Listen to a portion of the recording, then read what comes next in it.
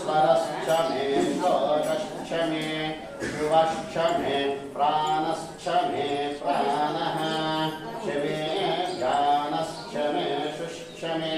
चित्तं च आधिपत्यं च मे मन्युश्च मे वामहश्च मेऽम्बश्च मेऽम्बश्च मे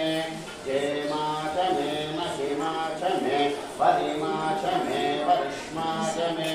ग्राहूला च मे वृद्धं च मे वृद्धिश्च मे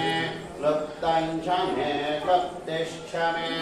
मतिश्च मे सुमतिश्च मे